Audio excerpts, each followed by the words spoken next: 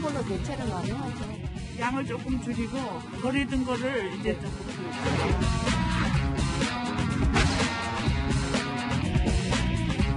오늘 제가 시장에 가보니까 한 단에 6,000원씩 하더라고요. 내가 이거 진짜 핫택한 건가 싶은 생각에 좀 흐뭇한 기분도 들고.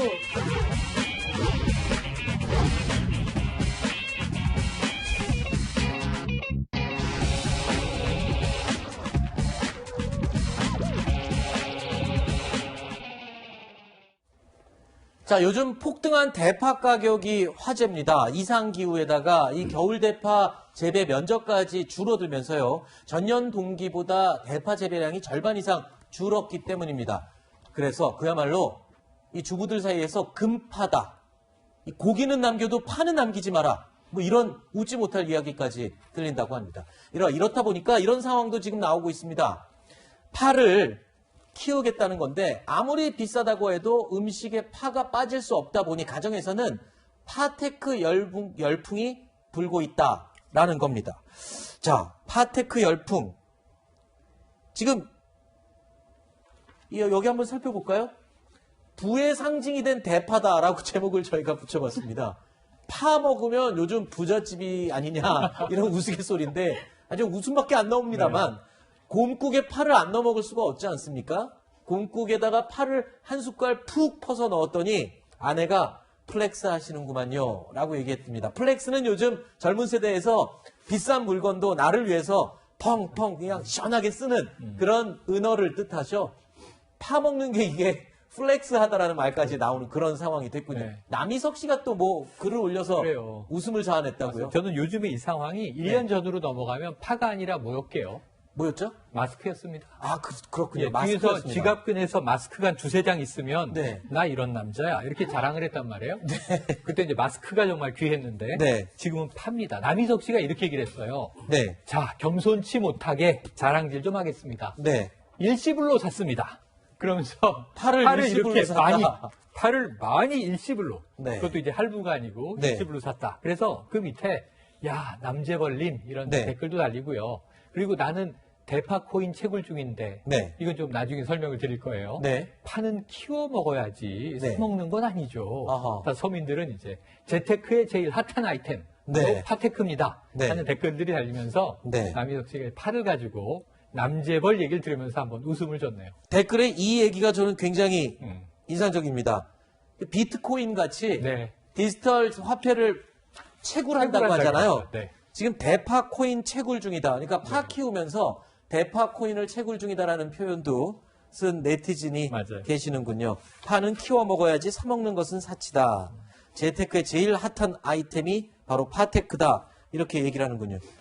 저도 사실은 요리를 좋아해서 파를 자주 네. 썰고 다듬기도 하는데 이거 집에 가서 저도 몇 두름 이렇게 좀 심어 놔야겠습니다. 네, 맞습니다. 네. 배우 이상아 씨도 지금 직접 자택에서 파를 키우는 모습을 공개를 하기도 했는데 어떻게 해서 장유미 변호사님은 네. 파 집에서 키우고 계십니까? 키울 생각은 있으십니까? 저는 키울 생각이 굉장히 강력하게 들고 있습니다. 왜냐하면 너무나 비싸고 또 네. 주변에서 보면 사실 뭐 맘카페, 뭐 기타 등등 SNS에 네. 굉장히 파를 직접 재배해서 드시는 분들이 많은 이제 게시물들을 올려주고 계세요. 심지어 네. 유튜브 같은 경우에는 네. 대파 내지는 뭐 대파 재배 이렇게 키우기라는 검색어로 검색을 하면 100만 건 이상의 영상이 지금 그래요? 예 지금 뜨고 있는 그런 상황입니다. 네. 그리고 한 가지 또 눈여겨볼 부분이 있었는데요. 네. 대형마트가 이런 호기를 놓치지 않겠죠. 그래서 홈커밍데이가 있듯이 홈파밍데이라고 해서 예, 이 관련 용품들도 굉장히 네. 많이 판매를 하고 있다고 합니다. 제가 그래서요, 이 파를 키우는 게 혹시 뭐 화분 키우는 것처럼 화초 키우듯이 힘든 건 아닐까 해서 유튜브를 찾아봤습니다.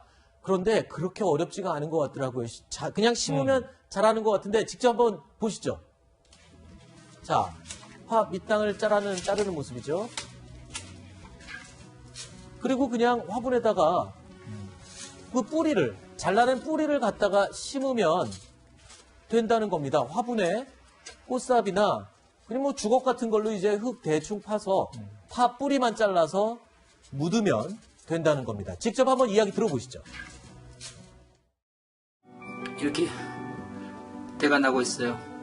야, 신기하네. 또 이렇게나 많이 올라왔어요. 진짜 많이 올라왔죠. 자, 그럼 몇 개만 뜯어서 한번 수확을 해보도록 합시다.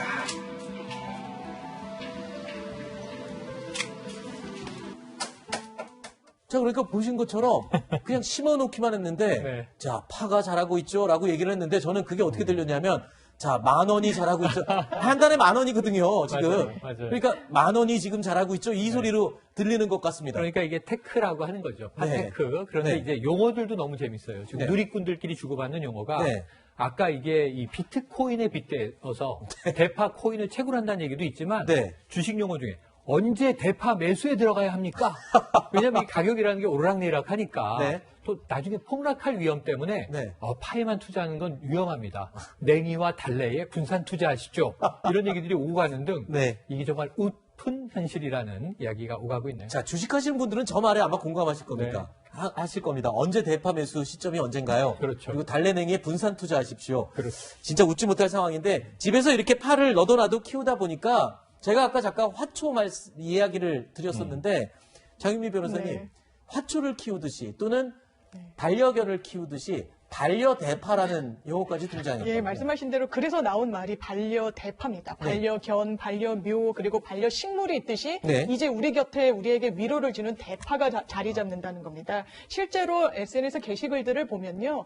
처음에는 그냥 잘라 먹으려고 키웠는데 꽃까지 피우는 모습을 보고 내가 정말 힐링을 얻었다라고 네. 얘기를 하고 또 실제로 사 먹는 것보다 내가 직접 재배해서 먹다 보니까 훨씬 신선하고 맛도 좋다라는 정말 호색 일색의 그런 게시글들이 올라오고 있습니다. 네.